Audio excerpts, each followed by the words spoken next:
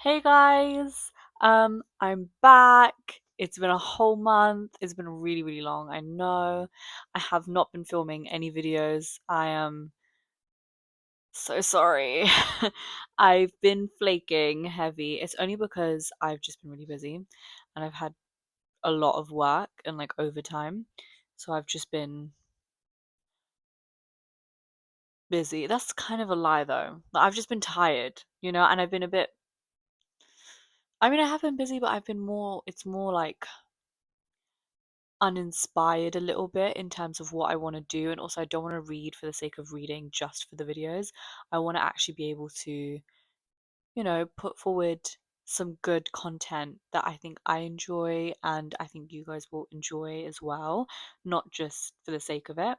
So I'm practicing how to edit more. And I have a video that I actually did record like 3, 4 weeks ago before I just stopped posting, and I was going to post and I just felt it wasn't my best work and I was like, this video kind of sucks. I didn't enjoy it, so I was like, okay, we're going to change it. We're going to change it up. And today I'm really just going to be talking about a couple books. I stopped reading the series that I was reading. I I have so there's Malice and then the Scythe series which I've been reading, and I've tried to do my best by finishing them off, but I'm still halfway through and I'm nowhere near finishing Ruin, which is the third book of the Malice series, and I'm nowhere near finished The Toll because I haven't picked the book up. Amazing. I've been on my reading game. I'm 3, 4 books away. I'm nearly 3 books away from completing my 40 book a year, 40 books this year goal on Goodreads. And the funny thing is that I've been reading like 10 books a month, 10 to 13 books a month. So I'm well ahead of schedule. So yeah, I've got 3 books left and I would have completed every goal possible. We're gonna have to work through some serious noise. Um, so ignore the background.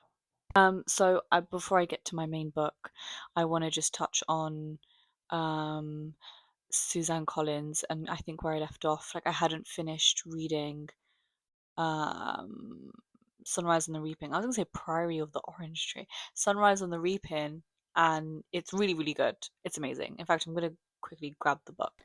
Haymitch is my favorite freaking character ever in the whole series. I love him so much. I love him, love him, love him. I freaking love him. He's the best. Um, Makes me really emotional. I just saw a TikTok recently about Plutarch, and obviously the actor that I don't know his name, but the actor that played him passed away. That's why they couldn't film it. But him actually saying what was written in the note in the fourth movie, about how he something about God, if I can remember, that he wouldn't change the course of what had happened if it meant this outcome, and he's like really proud of her and whatever. And I think that was spoilers. That was what Haymitch needed to hear, because I think it was a message to Haymitch as well, not just Katniss. As a big, big spoiler right now, Plutarch is obviously the one that helps him survive through these games, and he's obviously mentioned in this book as well. So many. I loved that. I think some people are like, "Oh, she kind of name dropped or threw in so many names from like the previous Hunger Games original series into this book," and I'm like, I disagree. I don't think it was name dropping. I think it was very, very intentional and built up for this moment to get Haymitch's perspective, and it makes sense because we understand.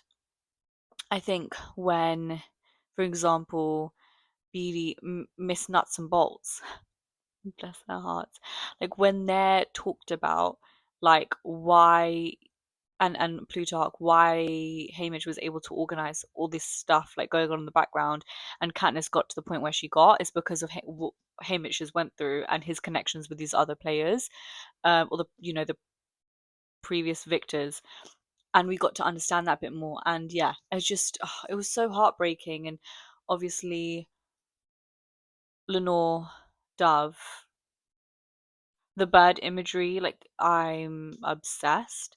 I love it. I just love all the small moments and the parallels between Haymitch and Katniss and their characters. I found that super interesting. I don't want to give any more spoilers, but I just would say it's a 5 out of 5. For me, it was so good. Thoroughly enjoyed it. Um, it's a I would reread it 100%. I mean, the whole series is like a comfort series. My least favorite would have to be Songbird Ballads of Songbirds and Snakes, only because I can't. It's such a hefty book for me in general. It took me longer to get through that book than read the rest of the series. I wouldn't pick it up out of like a comfort read, but if I was to ever reread, I would reread the first book over and over again for nostalgia because it's the first fucking book. But out of everything else, I would definitely like, what's it called? Out of everything else, I would pick up that book alone and read it. But if I was to read yet the whole series, I would want to read it in release order and read that book as a reread though. Like I would have to, like I would hate reading all of them and getting to this book and then skipping that one book. It wouldn't feel right to me personally.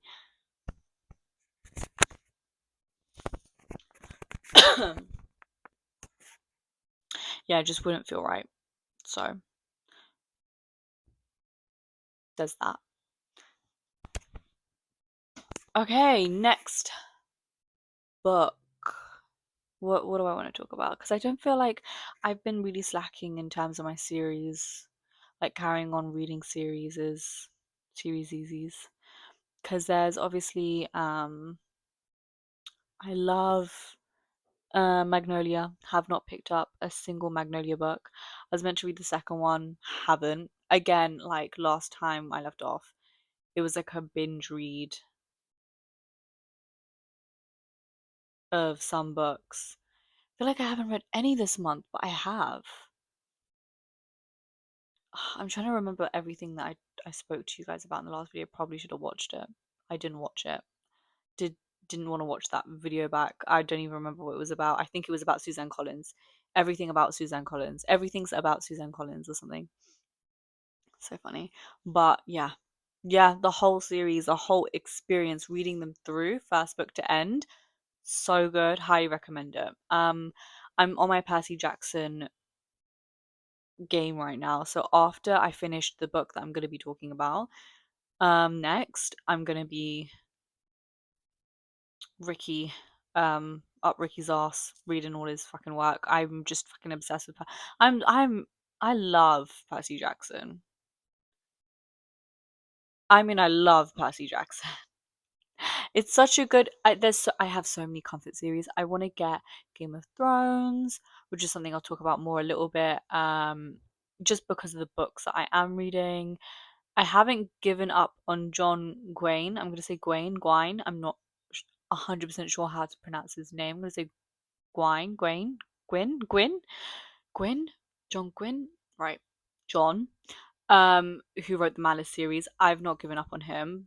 Um, I do enjoy his writing. It's just it took me a while. It was a lot mentally to get round to understanding and enjoying Malice. It was such a heavy book, but I'm getting more into that type of series and stories due to just I think taking a break from everything else and really focusing on one genre. Like I felt I was reading 50 different things and it was a lot for me to cope, especially because there's such big, hefty books and big, complicated stories and plot lines and 50 different perspectives.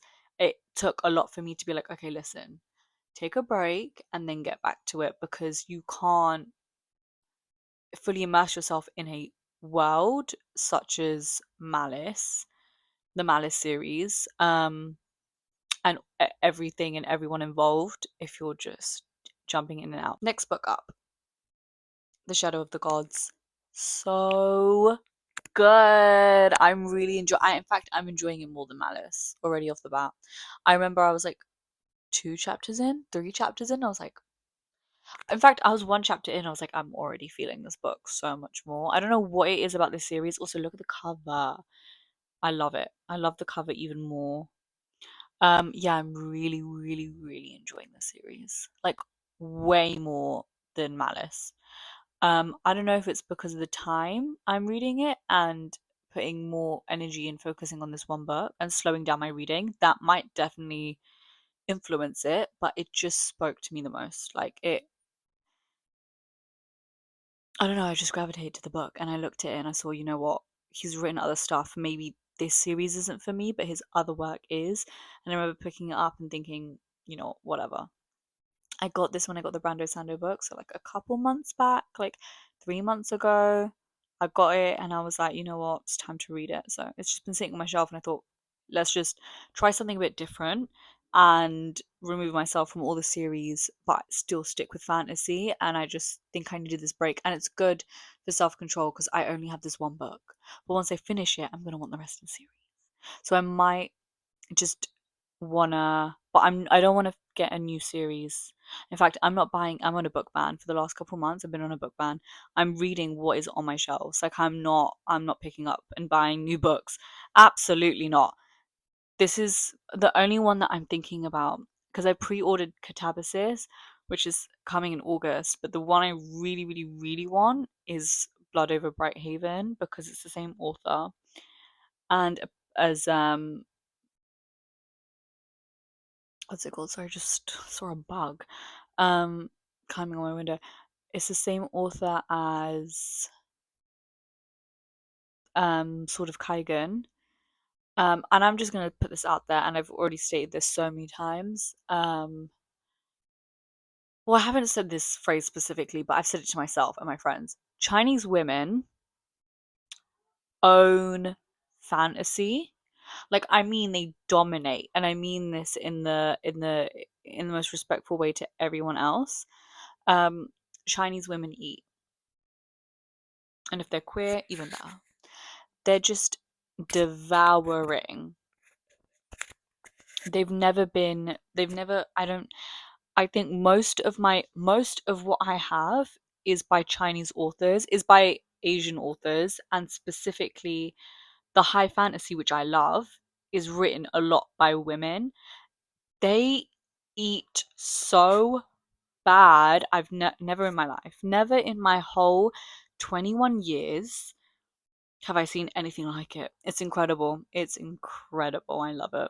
And I'm obsessed. So I really want to get Blood Over Bright Haven because my friend said that when she was checking out to get another book, I think at the time it was the third book of the Poppy War, which is Burning God. She said that the person she was talking to or a friend, I'm not sure. I think it was someone at checkout. The cashier was like, she read Blood Over Bright Haven and it gave the same vibe as like Babel and yeah, as like R.F. Kuang's work. So I was like, oh my god, Leo, we actually need like in terms of heartbreak, yearning, all that stuff.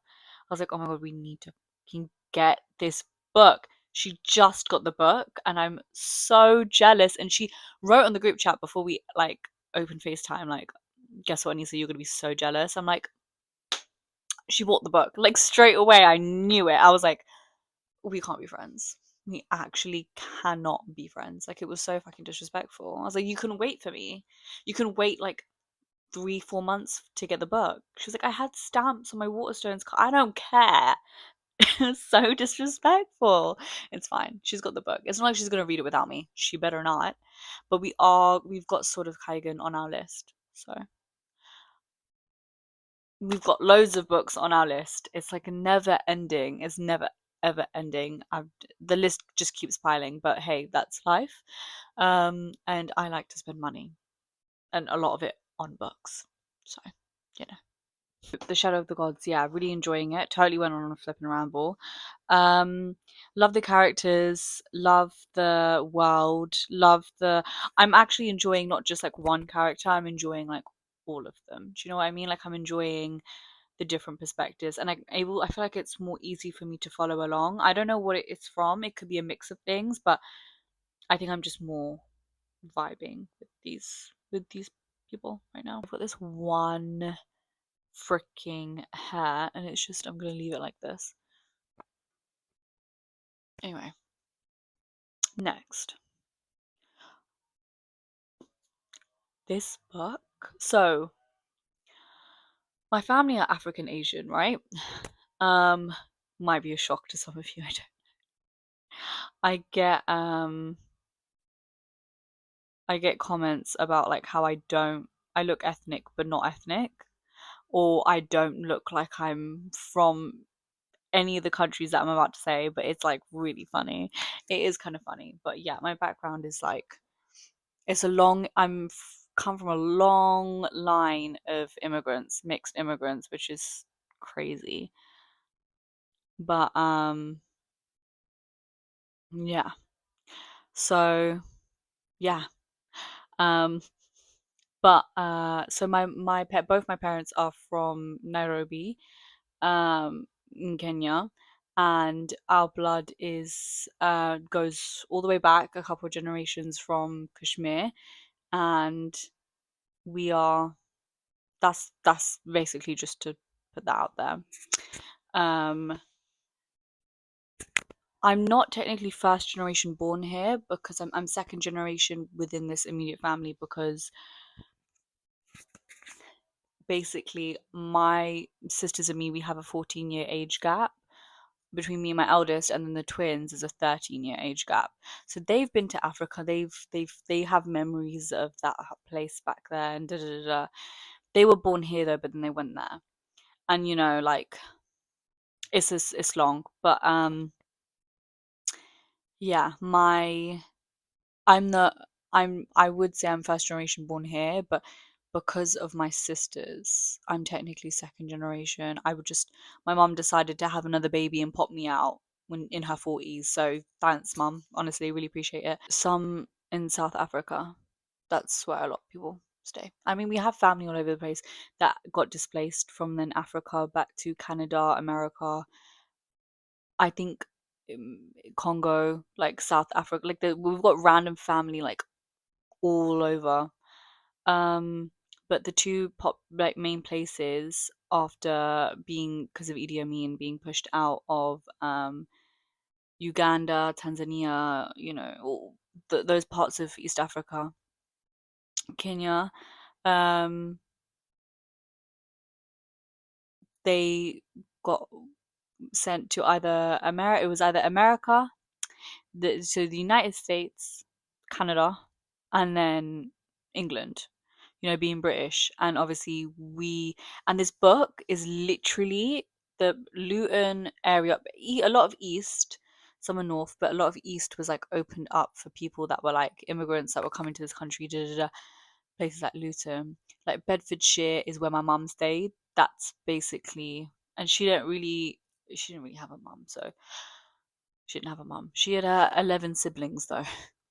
10, 11 siblings, so she had family at least, and she got raised by her eldest sister, who's right now in Tanzania. So the Asians that then settled in Africa all those generations ago, and then my mum being part of the generation she was in her 60s. She was born in the 60s, sorry. And she is in her 60s. She's 64. Her birthday was literally on the 18th of April. Um but during the 60s. She was about 14, 15 when she came to this country, so then she got pushed here and she's been back and forth so over the years, and then I think they officially settled down in South for the year that I was born, when they came back to this country after going from Africa to Asia again and then coming back here. God knows how many times my family has restarted building a home, but oh my god. Anyway, the point of me telling you all of this stuff is that is literally this book. It's so interesting. It's so interesting. Um that is this book. Kololo Hill. Now Kololo Hill was actually a place where all the rich people used to live. Like the really, really rich, wealthy people. Um but there's two different perspectives as well. There's Jaya and VJ. Now, we are Asian. We're Kashmiri, but we're Muslim. We have Indian blood in us, but we are Muslim. Whereas this is more, I believe they're Hindu. So the battery on the other microphone died because I forgot to charge it. So you couldn't hear me. For the last 10 minutes, I was just talking about Kololo Hill, but and I don't know what else I was gonna mention other than I really enjoyed it. Oh yeah, I think I read the back of it and I'll do it again. I'll read it for you guys again. But yeah, I was just talking about how it was picked up by the Irish Times and I found it interesting how it was like the Irish Times specifically would noticed it, and it's a shame that these books aren't getting enough viewership. Like it's not getting enough readership and it's not getting recognized enough. Um, because I think I'm like constantly checking if the lights on.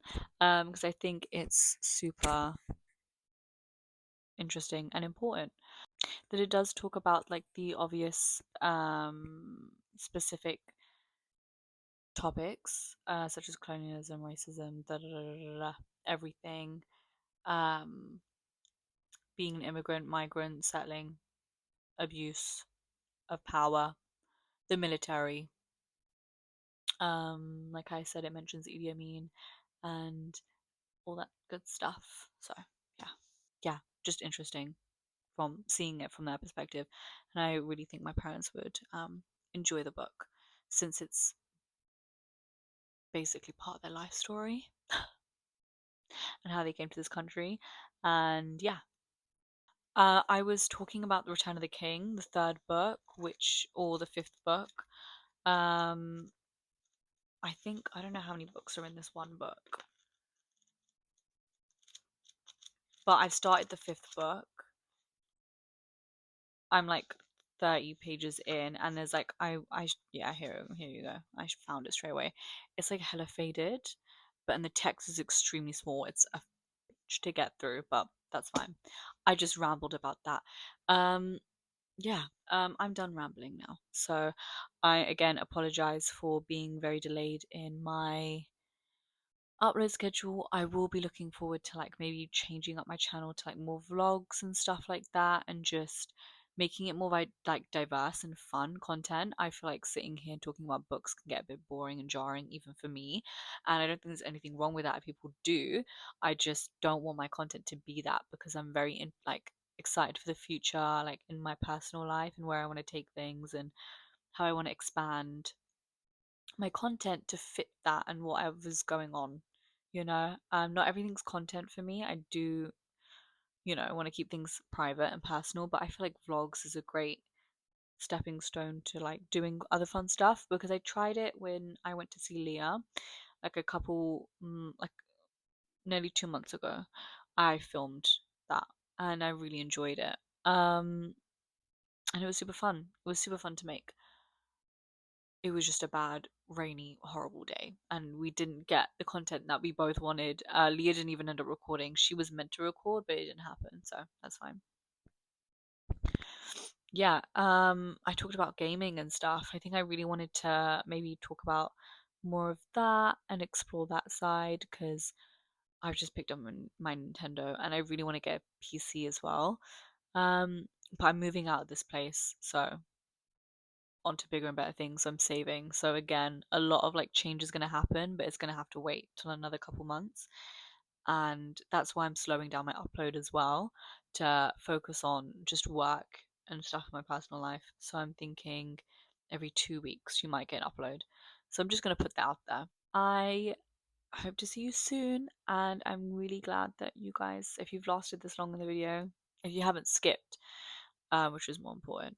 But I will be putting a spoiler alert in, like a warning in the title of the video, because my friends like had a go at me. They were like, Roxy hasn't even finished Sunrise on the Reaping and you've gone and like basically spoiled the book.